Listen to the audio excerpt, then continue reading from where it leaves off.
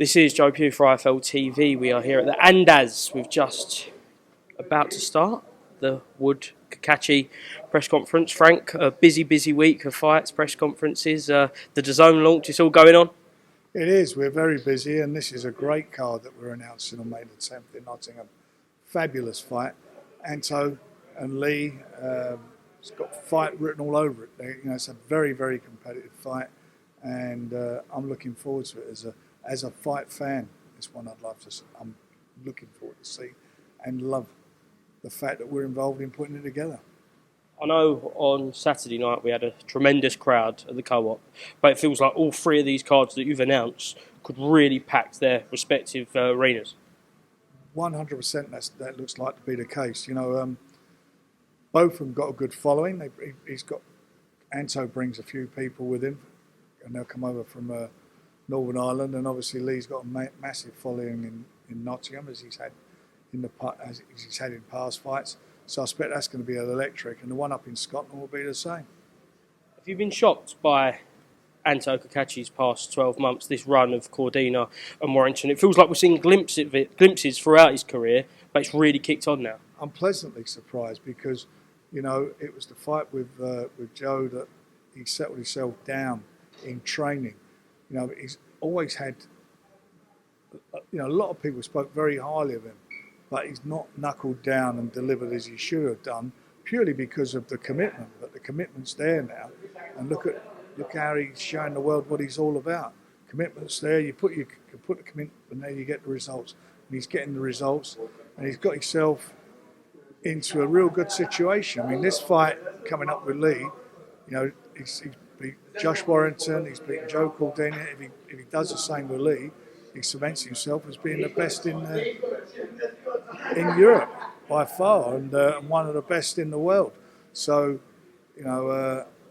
great opportunity for him. And Lee obviously he's been out for a while, he's looking to re-establish himself, and he needs to get the win if he wants to move forward. So both these guys are going to give everything they got because they know what's ahead of them and for the winner. What's ahead for the winner? The winner will get involved in some seriously big fights. Are you satisfied the right decision was made to vacate the IBF in order to make this fight?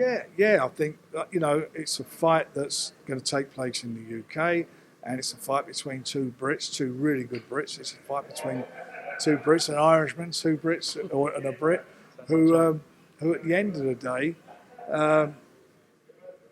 as I say, their styles will make a fantastic fight. I'd much rather that happen every time. Eddie Hearn's been very vocal that he's ducking his man, Sugar Nunez. Your thoughts on that?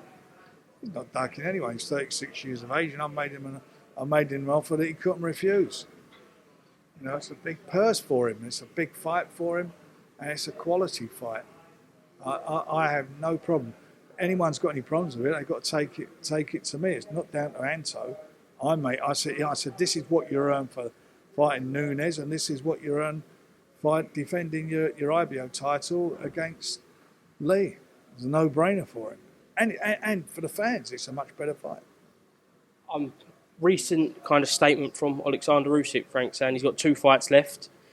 How important is it to make one of those Daniel Dubois should he come through the Joseph Parker fight next week? If he comes through, it will be. Yeah. There'll be a unification. I'm confident of that. But he's got to come through next week. With that fight, do you feel like Joseph Parker could be a tougher task maybe to work out than Anthony Joshua? Joe's a tough guy. Joe's a former world champion. He's on a roll at the moment and beating good quality fighters. Guys in the top 10. It is a tough fight, but if he is what we think he is, and I believe he's showing what he's all about now, Daniel, then he should come through. But it won't be easy. Do you feel like maybe Daniel isn't getting the credit he deserves for taking such a hard, voluntary fight? Well, I've got to be honest here. His last 4 fights in such a short space of time, I can't think of too many fighters who fought at that level. What I mean by that, look at all the guys. His last 3 fights, 3 out of his last 4 fights were undefeated fighters. 2 of them former world champ, 2-time champion, and a current world champion at 2 different weights. I mean, you know, he's not ducked anybody, has he?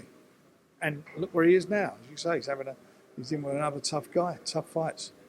Certainly, roll on And next he's been week. the underdog in all those fights. Roll on next week. Whittaker Cameron 2 was formally announced yesterday. You happy that your man got that other opportunity to kind of cement that performance? He insisted he wanted that fight, so he's got it. You know, Liam, and he really believes he can beat him, and I think it will be it'd be a good fight for him. I mean, last time round I thought he was the much stronger fighter at the end, no doubt about that. So we'll see what happens next. Could have got more money elsewhere, and that's true, but this is what he wants, so he's got what he wants. What were the other opponents you was looking at for Liam? I'm not going to go into that. Potential future opponents, though, should he come through Ben? Let him come through it, and we'll have a look at it again, see where we go with it.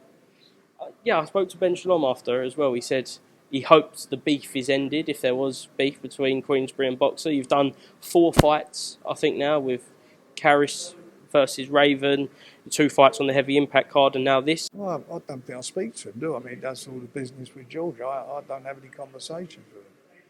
Is that the way you like it? Well, they're making the fights, aren't they? So don't knock it. Just last thing. Derek Chisora, have you spoke to him since? Yeah, I spoke to him a couple of times. We're meeting up when I get back from Riyadh, and he's very keen to get his 50th fight out of the way, or get it on. And we're going to have a sit down and have a chat about that. He went on TalkSport yesterday and calling out Alexander Usyk, saying he's manifesting it. Could that actually happen? We'll sit down with him. I mean, I've got to be honest with you, it's the winner of the fight on the 22nd, which is next week. The winner of that, I believe, will be in with Usyk for a unification of the 4 belts. Last one. In Dreamland, who would you like to see Derek Chisora fight in his 50th and final fight? I don't know. It's a tough one, to be quite honest. As I say, I need to sit down with him and look at the options. A lot of things are going to happen in the next sort of few weeks, and fights taking place, and we'll see who's available. But whoever it is, it'll be a tough fight for him because that's the level he's at now. Joshua? He wants it. It's another one to look at. We'll see.